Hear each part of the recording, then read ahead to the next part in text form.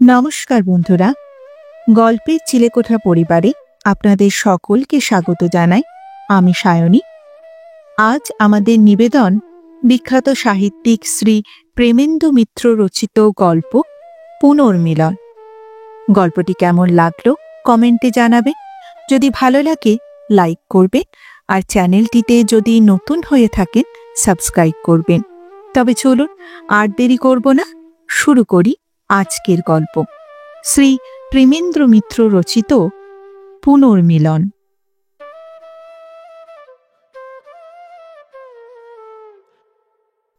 হিরণময়ীর ব্যস্ততার আর সীমা নাই। বড় ঘরটা অমলার জন্যেই থাক, কি বলো? ছেলেপুলে তো তারই বেশি। খানিক বাদে আবার ঘুরিয়ে আসিয়া বলেন, কিন্তু বিমলাকে কোন ঘরটা দেওয়া যায় বলো তো? তার আবার কচি ছেলে। স্বামীর প্রতি ফরমাস অনবরতই হইতেছে। আর একটা স্টোভ আনাও বাপু, কচি ছেলের ঘর যখন তখন দরকার হবে তো, ও একটাই হবে না।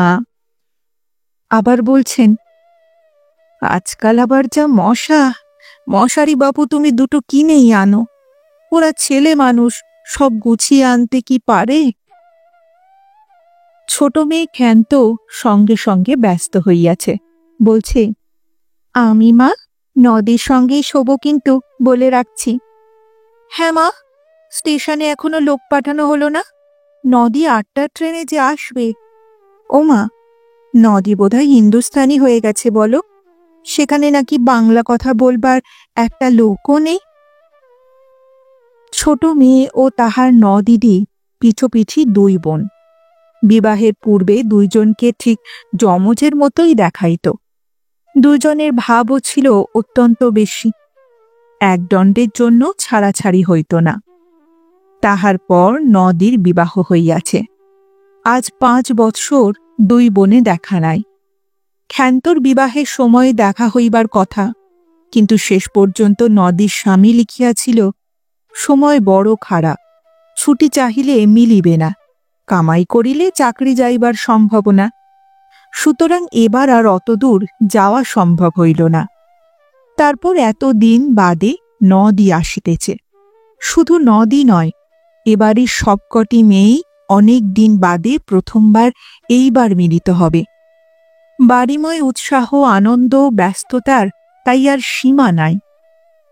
হিরণময়ীর পুত্র সন্তান হয় নাই, কিন্তু তাহার জন্য তিনি দুঃখিত নন। মেয়েগুলি তাহার প্রাণ। বড় মেয়ে অমলার খুব ঘটা করিয়া কাছেই বিবাহ দিয়াছিলেন। তখন স্বামীর কারবারের অবস্থা ভালো, আঁচলা আঁচলা টাকা রোজ আসিতেছে বলিলেই হয়। তাহার পর মেজ মেয়ের বিবাহে কিন্তু অত ঘটা আর সম্ভব হইল না। ভাটার টান তখনই শুরু হইয়াছে। বড়লোকের ঘরে না হইলেও মেজ মেয়ের বিবাহ সৎপাত্রেই হইল। পাত্রটি বিদ্বান, ইঞ্জিনিয়ারিং পাশ করিয়া সুদূর বর্মা মুলুকে চাকরি পাইয়াছে।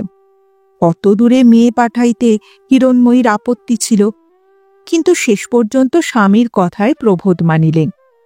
মেয়ে ছেলের আর দেশ বিদেশ কি, স্বামী যেখানে লইয়া যায় সেই তাহার দেশ বলিয়া নিজেকে বুঝাইলেন। অমলা কমলার পর সেজ মেয়ের বেলা নামের ঠিক মিল আর খুঁজে পাওয়া যায় না। তাহার নাম বিমলা। বিমলার বিবাহে একটু নূতনত্ব আছে। সেই ইতিহাস এখনো হিরণময়ী সবিস্তারে পাড়ার লোককে বলিয়া বেড়ান। স্বামীর কারবার তখন ফেল পড়ে পড়ে। কলিকাতার বড় রাস্তার প্রাসাদোপম বাড়ি বিক্রি করিয়া ছোট একটি গলির ভিতর ভাড়াটে বাড়িতে তাহাদের দিন কাটিতেছে। স্বামী কারবারের ভাঙন ঠেকাইবার বৃথা চেষ্টা করিতেছেন। সঙ্গে সঙ্গে কম পণে বিমলার জন্য ভালো পাত্র খুঁজিবার চেষ্টায় হয়রানও হইতেছেন। মেয়েদের মধ্যে বিমলাই সবচেয়ে সুন্দরী। আর কিছু না হোক, সুন্দর দেখিয়া একটি জামাই করিবার তাই হিরণময়ীর বড় ইচ্ছে ছিল। কিন্তু সেই ইচ্ছা বুঝি আর পূর্ণ হয় না। হয়রান হইয়া ব্রজগোপাল বাবু এক জায়গায় কথাবার্তা প্রায় ঠিক করিয়া ফেলিয়াছেন। পাত্রটির অবস্থা ভালো, কিন্তু চেহারা ভালো নয়। তাহার উপর দোষ বড়ে। হিরণময়ী এ পাত্রে বিবাহ দিতে একান্ত নারাজ, কিন্তু শেষ পর্যন্ত স্বামীর কথায় মত দিতে বাধ্য হইলেন। এ পাত্রকে জবাব দিলে আর ভালো পাত্র মিলিবে কিনা সন্দেহ, তবু তো মেয়েটার খাইবার করিবার দুঃখ থাকিবে না। কিন্তু বিমলার ভাগ্যদেবতা অন্যরূপ বিধান করিয়াছিলেন। বিমলার বর হঠাৎ আপনা হইতেই আসিয়া ধরা দিল। মামাতো ভাইয়ের কাছে পাশ পাইয়া হিরণময়ী মেয়েদের লইয়া থিয়েটার দেখিতে গিয়াছিলেন। সারাক্ষণ মুগ্ধ হইয়া থিয়েটার দেখিয়াছেন এবং গভীর রাত্রে ছ্যাকরা গাড়ি করিয়া বাড়ি ফিরিবার সময় থিয়েটারের নটিরা সত্যই সুন্দর, না রং মাখিয়া এমন রূপবতী হইয়া থাকে, ঘর পোড়া দৃশ্যে সত্যই রঙ্গমঞ্চে আগুন লাগিয়াছিল কিনা ইত্যাদি সমস্যার আলোচনায় এমন তন্ময় হইয়াছিলেন যে আর কিছু লক্ষ্য করিবার সময় পান নাই। বিমলা তবু একবার বলিয়াছিল, একটা মোটর তখন থেকে আমাদের পেছনে পেছনে আসছে মা। হিরণময়ী সে কথায় কান দেওয়া আবশ্যক মনে করেন নাই।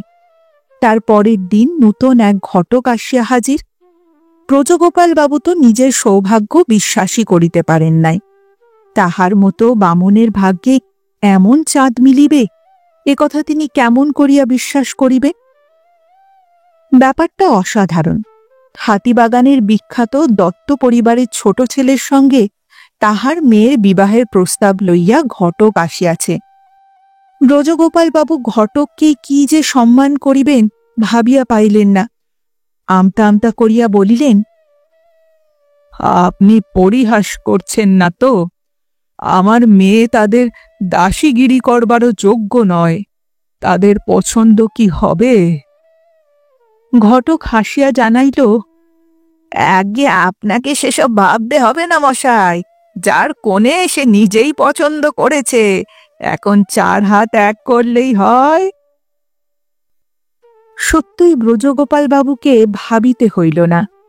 দত্ত পরিবারের সকলের আদরের ছোট ছেলে নিজে যাহাকে পছন্দ করিয়া বিবাহ করিতে চাহিয়াছে, তাহাকে অবহেলা করিতে কেহ সাহস করিল না।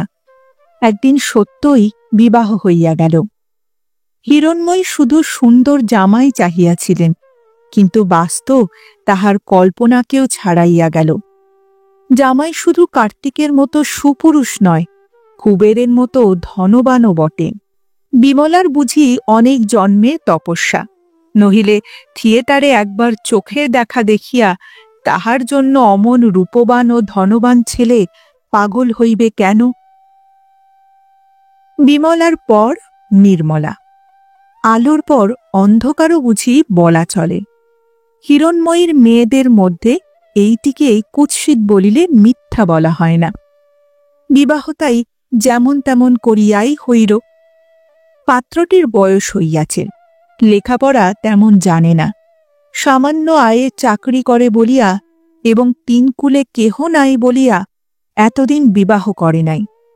দেখাইবার মতো জামাই নয়, তবুও হিরণময়ী বিশেষ দুঃখিত হইলেন না বোধহয়। অবস্থার পরিবর্তনের সঙ্গে সঙ্গে আশা তাহার সংকীর্ণ হইয়া আসিয়াছে যে। তখনও ক্ষান্ত কোলের মেয়ে, তবুও জানিয়া শুনিয়া তাহাকে একরকম জলেই ফেলে দেওয়া হইয়াছে। নির্মলার স্বামী তবু সামান্য চাকরি করিত। ক্ষান্তের ভাগ্যে যে স্বামী জুটিল, তাহার নিজেরই খাইবার সংস্থান নাই।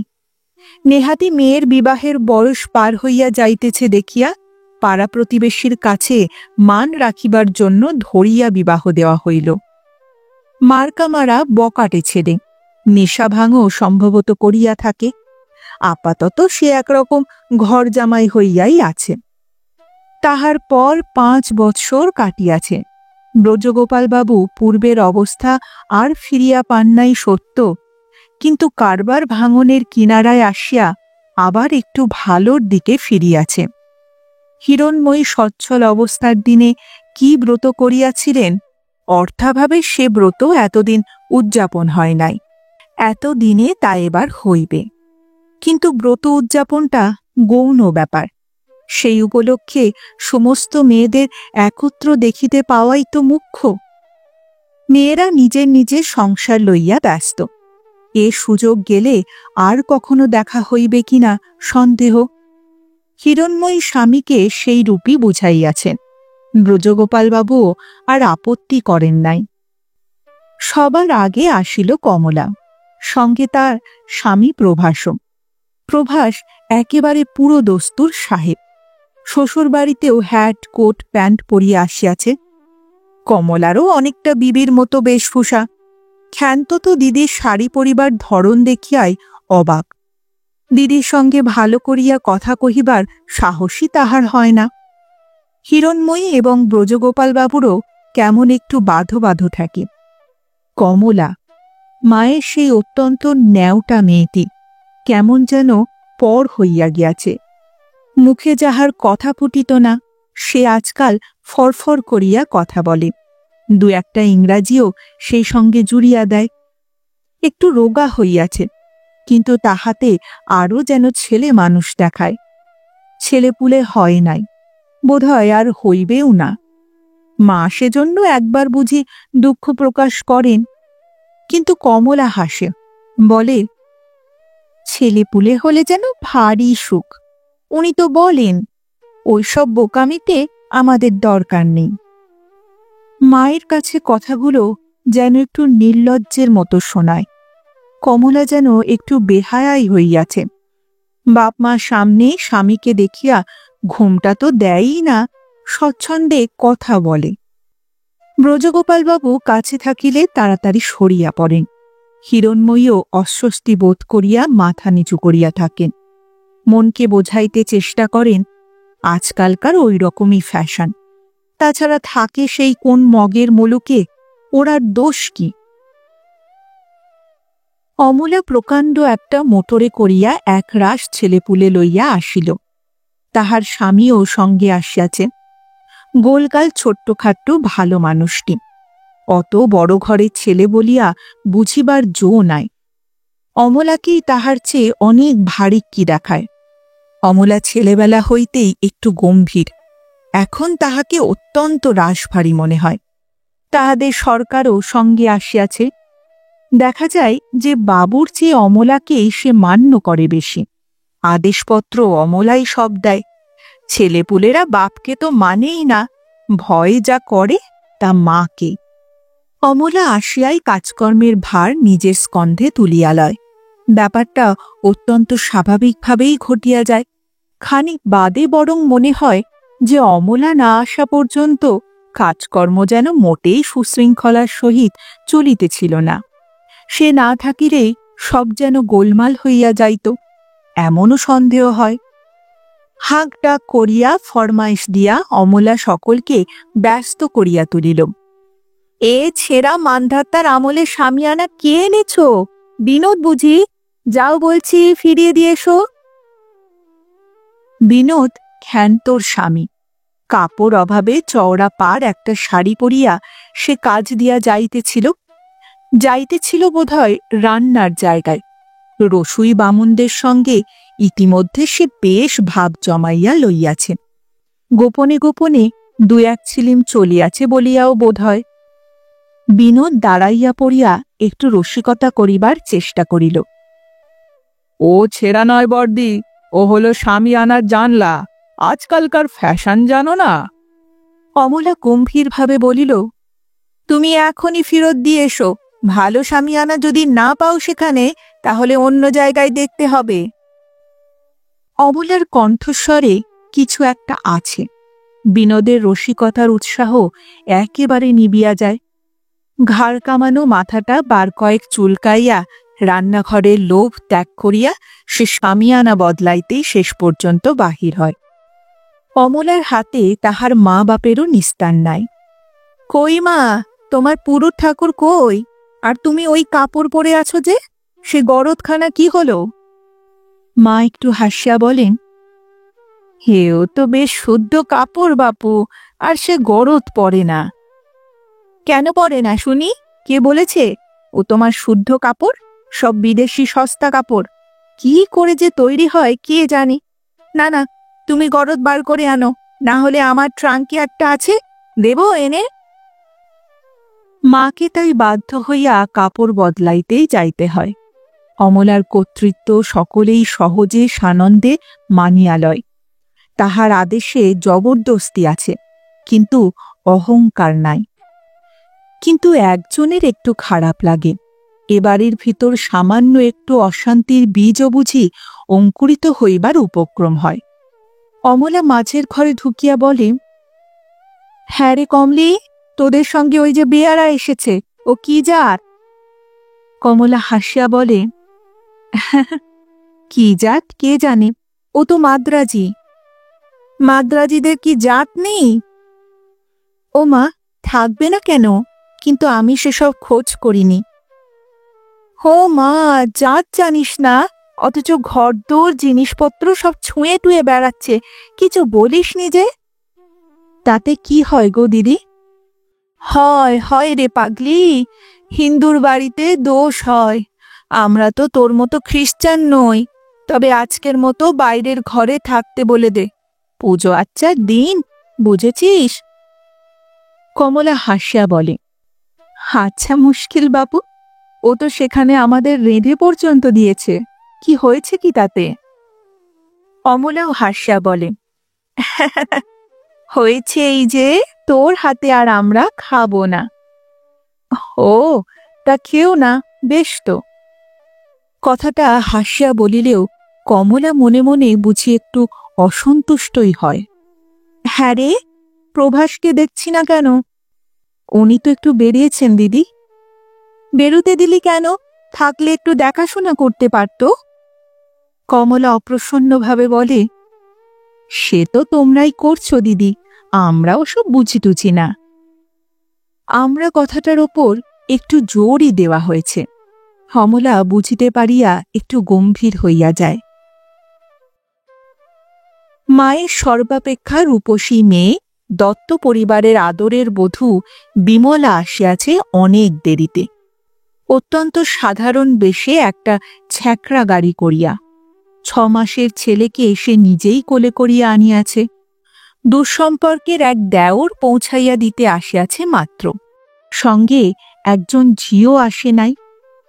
বিমলা কাছে থাকে বলিয়া মা ইতিপূর্বে 2-1 বার তাহাকে আনাইবার চেষ্টা করিয়াছেন, কিন্তু সফল হন নাই। আজ গাড়ি হইতে তাহাকে নামাইতে গিয়া তিনি অবাক হইয়া যান। বিমলার হাত হইতে ছেলেটাকে কোলে তুলিয়া তিনি প্রথম আদর করেন। রাজপুত্রের মতো ছেলে হইয়াছে, কিন্তু বিমলার দিকে চোখ তুলিয়া চাহিয়া তিনি সবিস্ময়ে জিজ্ঞাসা করেন, হে কি ছিরি হয়েছে মা তোর? অসুখ বিসুখ করেছিল নাকি? কই, খবর দিসনি তো মা? বিমলা ম্লান হাসিয়া মৃদুস্বরে বলে, অসুখ করবে কেন মা, এমনই তো শরীর। হ্যাঁ, এমন শরীর কি রে? গলায় কণ্ঠা বেরিয়েছে, মুখটা শুকিয়ে এতটুকু হয়ে গেছে, ময়লা হয়ে গেছিস, কি হয়েছে মা? বিমলা মায়ের সঙ্গে যাইতে যাইতে মাথা নিচু করিয়া বলে, সত্যি মা, কিচ্ছু হয়নি তো। মায়ের মন সে কথা কি বিশ্বাস করিতে চায়? বিমলার গলার স্বর পর্যন্ত যেন পরিবর্তিত হইয়া গিয়াছে, কেমন যেন সংকুচিত ভাব। মা মনে মনে অত্যন্ত উদ্বিগ্ন হইয়া ওঠেন, কিন্তু সকল কথা জিজ্ঞাসা করিবার এখনো সময় হয় নাই, তাই মনের অশান্ত উদ্বেগ চাপিয়াই রাখিতে হয়। বাড়িতে ঢুকিতেই অমলা জিজ্ঞাসা করে, বিমলা যে একা এলো মা, অপূর্ব আসেনি? মা বিমলার কথা ভাবিতেই এত তন্ময় ছিলেন যে এ ব্যাপারটা লক্ষ্যই করেন নাই। বলেন, হ্যাঁ তাই তো। তাহার পর বিমলাকে জিজ্ঞেস করেন, অপূর্ব এলো না কেন রে মা? বিমলা মৃদু স্বরে বলে, তিনি বোধহয় আসতে পারবেন না, অনেক কাজ। অমলা একটু হাসিয়া বলে, কাজ তো ব্যাংকের চেক সই করা, তুই যেমন বোকা মেয়ে, জোর করে ধরে কেন আনতে পারলি নে? বিমলা মৃদু হাসে একটু, উত্তর দেয় না। বাড়িময় গোলমাল, ব্যস্ততা, কোথা দিয়ে কি হইতেছে কে জানে। সকল কাজের খেয়েই একা অমলা ছাড়া বুঝি আর কেহই রাখিতে পারে না। কাহারও যেন সে উৎসাহও নাই। ক্ষান্ত বিমর্ষ মনে ঘুরিয়া বেড়ায় বড়দিদির দৃষ্টি এড়াইয়া। বড়দিদি দেখিতে পাইলেই একটা না একটা কাজে লাগাইয়া দিবেন, কিন্তু তাহার কিছুই ভালো লাগিতেছে না। দিদি এখনো আসে নাই, বোধহয় আসিবেই না। দিদি যে কি করিয়া এমন নিষ্ঠুর হইল কে জানে। তাহার দিদিকে দেখিবার জন্য সমস্ত মন ব্যাকুল হইয়া আছে। দিদির কি একবারও মনে পড়ে না? কত কথাই না সে মনে মনে ভাবিয়া রাখিয়াছিল। দিদি না আসিলে তাহার কিছুই তো হইবে না। আর এবার যদি দিদি না আসে, তাহা হইলে আর কখনো দুজনের দেখা হইবে কিনা সন্দেহ। না, ক্ষান্তর জীবনে কোনো সুখ নাই। অকর্মণ্য স্বামীর জন্য একেই তো তাহার দুঃখ ও গ্লানির অন্ত নাই। মনের কথা বলিবার মতো একজন সঙ্গীরও তাহার অভাব। নিজের দুঃখের কথা কাহাকেও বলিতে পারিলে সে বুঝি অনেকটা হালকা বোধ করিত। দিদিরা সব যেন কেমন হইয়া গিয়াছে। বড়দিদিকে অবশ্য সে চিরকাল মায়ের চেয়ে বেশি ভয় করিয়া থাকে, কিন্তু মেজদিদি ও সেজদিদির কাছে লজ্জা সংকোচ এ তো তাহার আগে ছিল না। কিন্তু তাহারাও কেমন যেন দূরে সরিয়া গিয়াছে। সেজদিদি বাড়িতে আসিয়া অবধি কোন কোণে যে নিজেকে গোপন করিয়া রাখিয়াছে খুঁজিয়া বাহির করাই শক্ত।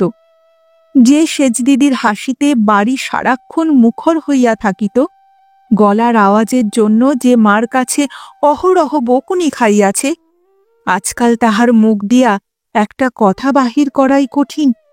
সারাক্ষণ অন্যমনস্ক হইয়া আছে। 5টা কথার উত্তরে একটা হুঁ দেয় মাত্র। আর মেজদিদির যা দেমাক, কাছে ঘেঁষিবার জো নাই। আজ সে তো মেজদিদির ওপর রীতিমতো চটিয়াই গিয়াছে।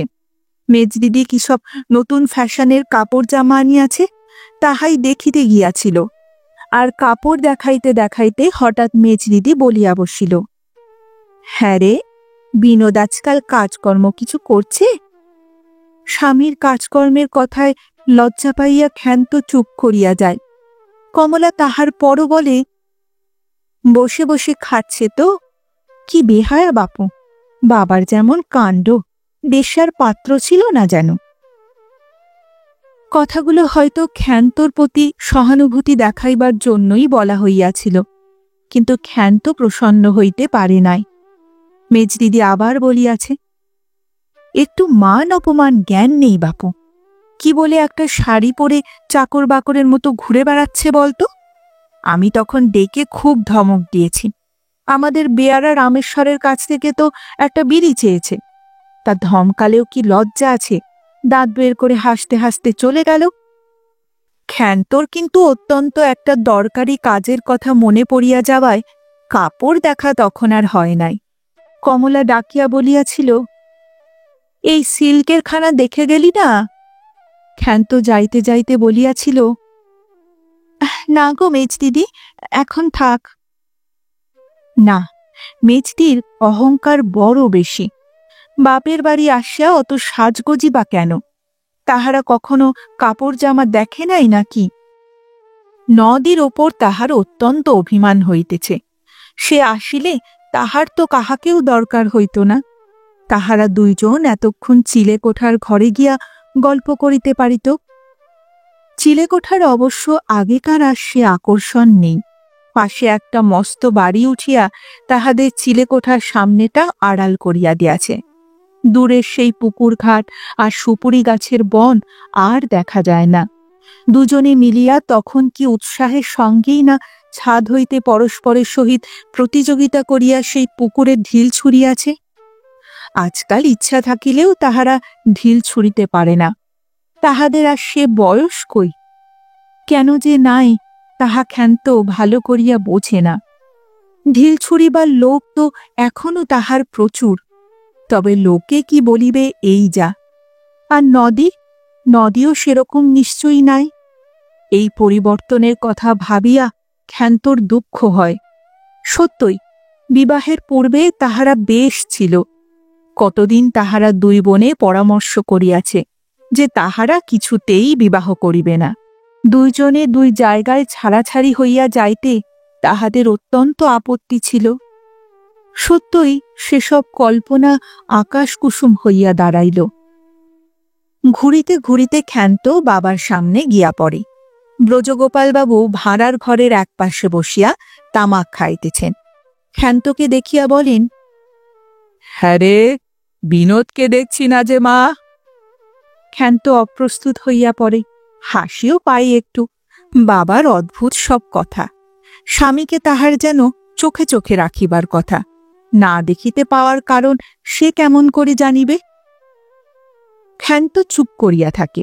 ব্রজগোপালবাবু বলেন, যা সব গোলমাল, খেয়াল করে তাকে কেউ খাওয়ালো কিনা কে জানে মা। তাহার স্বামী যে কচি খোকা নয়, খাইবার ইচ্ছা হইলে সে যে নিজে চেষ্টা করিয়া খাইতে পারে, এ কথা সে কেমন করিয়া বাবাকে বুঝাইবে। এই উচ্ছৃঙ্খল অকর্মণ্য জামাইটির প্রতি বাবার যে অতিরিক্ত একটু স্নেহ আছে তাহা ক্ষান্ত জানে। মুখে ইহাকে বাড়াবাড়ি বলিলেও কেন যে সে ইহাতে খুশি হয় তাহা বলিতে পারে না। ক্ষান্ত স্বামীর কথা এড়াইবার জন্য জিজ্ঞাসা করে, বাবা, নদিদি যে এলো না? কথাটা এমনিই সে জিজ্ঞেস করে। বাবা যে কোনো কিছুর খবর রাখে না ইহা সে জানে। কিন্তু ব্রজগোপালবাবু হঠাৎ ব্যস্ত হইয়া বলেন, তাই তো, তাই তো, হ্যাঁ তোর মাকে বলতে ভুলে গেছি মা, নির্মলা যে চিঠি দিয়েছে। ক্ষান্ত রাগ করিয়া বলে, তুমি তো বেশ বাবা, আমরা সবাই ভেবে মরছি আর তুমি চিঠি পকেটে রেখে ভুলে গেছ। ব্রজগোপালবাবু অপ্রস্তুত হইয়া বলেন, সকালে পিয়ন দিয়ে গেছে মা, তোর মাকে দেব দেব করে আমি ভুলে গেছি। আচ্ছা, অন্যায় হয়েছে আমার। ক্ষান্ত সে কথা অবশ্য তখন শুনিতেছে না। সে চিঠি পড়ায় ব্যস্ত। চিঠি পড়িতে পড়িতে তাহার সত্যই কান্না পায়। নদী কত কথাই লিখিয়াছে, কেন সে আসিতে পারিবে না, তাহাদের সেখানে এখন কিরকম গরম ইত্যাদি। শুধু তাহার বেলায়, ক্ষান্তকে আমার আশীর্বাদ দিও, এইটুকু ছাড়া আর কিছুই নয়। এতটুকু তো না লিখিতেই চলিত নদী। ক্ষান্তকে আর মনে রাখিবারই বা কি দরকার ছিল? চিঠিটা ফিরাইয়া দিয়া সে হনহন করিয়া চলিয়া যায়। ব্রজগোপালবাবু পিছন হইতে বলেন, চিঠিটা নিয়ে যা খেন্তি, তোর মাকে দিবি তো। কিন্তু ক্ষান্ত আর ফিরিয়াও চাহে না। অনেক রাত হইয়াছে। নিমন্ত্রিতদের খাওয়া দাওয়া, বাড়ির সব কাজ চুকিয়াছে। হিরণ্ময়ী সমস্ত মেয়েদের লইয়া খানিকক্ষণের জন্য একটি ঘরে বসিয়াছেন। অমলা মেজ বোনকে বকিতেছিল, বিকেলবেলা শান্তির জল নেবার জন্য তোকে ডেকে ডেকে হয়রান। শেষকালে কে বলল তোরা সেজেগুজে ছবি দেখতে গেছিস? আজকের দিনে তোর বায়োস্কোপে না গেলে চলতো না রে। কমলা গম্ভীর মুখে বলিল, আমরা থেকেই বা কি করতাম? অমলা এবার একটু রাগিয়াই বলিল, তবুও তো থাকতে হয়, বায়োস্কোপ তো আর পালিয়ে যাচ্ছিল না। আহা, আজ হলো এ ছবির শেষ দিন, আমরা বলে সে রেঙ্গুন থেকে অ্যাডভার্টাইজমেন্ট দেখে দিন গুনছি। তাও ছবি না হয় অন্য ছবি দেখতিস, সেই বায়োস্কোপ তো এ কলকাতা শহরেই আছে। 5 বছর তো আমি একটা থিয়েটারে পর্যন্ত যাইনি। কমলা উষ্ণ স্বরে জবাব দেয়, যাওনি, যার যেমন রুচি। মা ব্যাপারটা খারাপ হইতেছে দেখিয়া অন্য কথা পারেন। তাহার পর বলেন, হ্যাঁ রে, বিমলা আবার উঠে কোথায় গেল বলতো? ক্ষান্ত বলিল, ছেলে কাঁদছে বোধহয় মা। না, ছেলে তো ঘুমোচ্ছে দেখে এলুম বলিয়া অমলাকে আবার জিজ্ঞেস করে, ওর কি হয়েছে বলতো? হিরণ্ময়ীর মুখে গভীর বেদনার ছায়া পড়ে। তিনি যে কিছুই জানেন না, তবুও মায়ের প্রাণ কি যেন অজ্ঞাত আশঙ্কায় কাঁপিয়া ওঠে। হিরণ্ময়ী কিছু না বলিয়া সেজ মেয়ের খোঁজে উঠিয়া যান। বিমলা সত্যই তাহার ঘরে গিয়া ছেলেকে দোল দিতেছে। হিরণ্ময়ী তাহার কাছে গিয়া বসিয়া বলেন, উঠে এলি যে মা? বিমলা মৃদু হাসিয়া বলে, এমনি মা। তাহার পিছে হাত রাখিয়া হিরণময়ী সস্নেহে বলেন, অনেক দিন বাদে এসেছিস, এবার কিন্তু তোকে তাড়াতাড়ি ছেড়ে দিচ্ছি নে, তারা যা বলে বলুক। বিমলা খানিকক্ষণ চুপ করিয়া থাকে, তাহার পর আস্তে আস্তে বলে, অনেকদিন কেন মা? চিরকালের জন্য ধরে রাখতে পারো না? হিরণময়ী হাসিয়া বলেন, দূর পাগলি, আমি রাখলেই কি তুই থাকতে চাইবি? দুদিন বাদেই যাবার জন্য পাগল হবি। বিয়ের পর কি আর মেয়েদের বাপের বাড়ির ওপর টান থাকে রে? বিমলা অদ্ভুতভাবে হাসিয়া বলে, তা বটে মা, তা বটে। হিরণময়ী খানিকক্ষণ চুপ করিয়া বসিয়া থাকেন, বলিবার কোনো কথা নাই। তাহার পর বিমলাকে শুইতে বলিয়া উঠিয়া যান, কিন্তু তাহার নিজের চোখে ঘুম নাই। অন্ধকার বারান্দায় দাঁড়াইয়া তিনি তাহার গভীর সুখ উপলব্ধি করিবার চেষ্টা করেন। অনেক সাধ করিয়া তিনি মেয়েদের আনাইয়াছেন, একটি বাদে তাহার সমস্ত মেয়েই আজ একত্র হইয়াছে। তাহার তো অত্যন্ত সুখী হইবার কথা, কিন্তু সত্যই কি তিনি সুখী হইয়াছেন? মেয়েদের ঠিক যেমনটি তিনি দেখিতে চাহিয়াছিলেন, তেমনটি কি আর তাহারা আছে? ইহারা তাহারই কন্যা, অথচ ঠিক যেন তেমনটি আর নাই। নিস্তব্ধ অন্ধকার আকাশের তলায় এই ৪৪ বৎসর বয়সে প্রথম যেন তিনি সৃষ্টি, সংসার ও জীবনের দুর্গেয় অতল রহস্যের সম্মুখীন হইয়া দাঁড়াইয়াছেন। কিন্তু পর মুহূর্তেই তাহার চমক ভাঙে। ভাড়ার ঘরে বোধহয় তালা দেওয়া হয় নাই। কাল সকাল হইতে যে আবার অনেক কাজ, জাগিয়া থাকিলে হইবে কেন? ঘুমাইতে হইবে।